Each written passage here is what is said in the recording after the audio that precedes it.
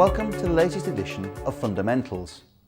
This time around, I'm going to look at an actively managed member of our list of favourite funds, namely Artemis US Smaller Companies. The fund's objective is to generate capital growth over the long term for investors. And as the name rather suggests, fund manager Cormac Weldon looks to fulfil this mandate by primarily investing in shares in smaller companies that are quoted on American stock markets, although he can also look at firms that have got a big chunk of their business in the US, even if their shares trade elsewhere. Now, what's meant by small cap, you may be thinking? Well, the average market cap of a portfolio holding is some £4.2 billion or $5.4 billion. As we can see here, 5% of the portfolio is in large caps, 3/4 in mid caps, with the bulk of the rest in small caps. Cormac Weldon runs a tight ship and the portfolio is a high conviction one with just 56 individual holdings. And the leading positions as I sit here include horse race track operator Churchill Downs, ski resorts operator Vail, casinos, hotels and leisure giant Caesars, potato firm Lamb Weston, and human tissue and medical technology specialist Axogen. By sector, consumer discretionary stocks have got the biggest weighting at just under 22% of the £347 million portfolio. That's then followed by financials at just a little bit less, and then industrials at nearly 15%. The portfolio though is built bottom up, and although the fund is young, launched in 2014, Mr. Weldon's very experienced as he's been running investors' money for 25 years.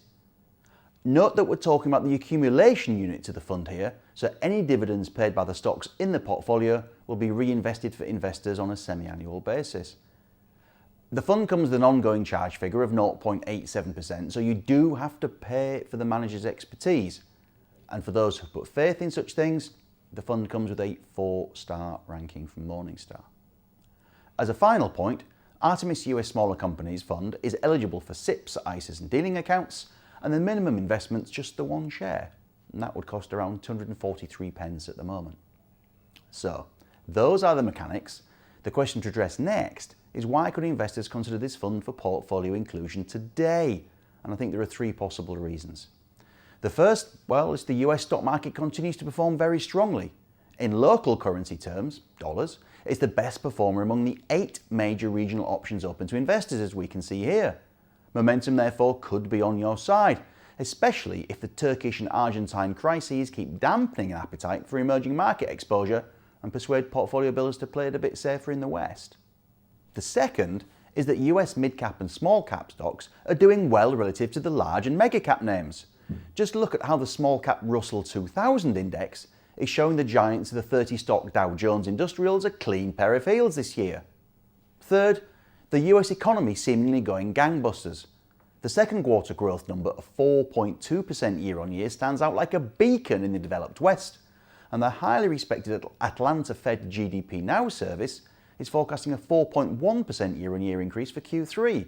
If those forecasts are right, this could be good news for US corporate earnings, especially for small and mid caps, which tend to be more reliant on their domestic economy rather than the multinational mega caps. However, the Artemis US Smaller Companies Fund may not be suitable for all investors, also for 3 possible reasons. The first is that the Russell 2000 trades at an all-time high, so you could be forgiven for thinking that you've missed the bulk of the gains for this cycle. The second is that US interest rates are going up, and just like weight stops trains, higher borrowing costs and returns on cash eventually stop stock markets in their tracks. Also, don't forget that the US Federal Reserve is withdrawing its bond buying scheme at a rate of $50 billion a month, and then it's withdrawing some of the cheap money therefore that's flooded into stocks. This chart here compares the broad S&P 500 index with how the Fed's balance sheet's expanded since 2009, and how the Fed's current quantitative easing withdrawal plan will shrink its assets going forward, assuming it sticks to it. The third is that with US stocks trading at an all-time high, expectations are clearly high, and if earnings estimates disappoint, then indices like the Russell 2000 could fall and fall hard, especially if interest rates keep going up. This final chart shows the downdrafts in the small-cap Russell 2000 benchmark during the 2000 to 2002 and 2007 to 2009 bear markets. It fell by 46% and 60% from peak to trough respectively, even though if those falls might not look much now on the chart after the recent gains. In each case, the Russell 2000 did make up those losses and more, but as we all know, the past is no guarantee for the future. So what all of this does go to show is that investors must do their own research on Artemis US Smaller Companies Fund to make sure that it fits with their overall strategy, target returns, time horizon and appetite for risk before they put any capital to work. Thank you for watching, and I look forward to seeing you next time.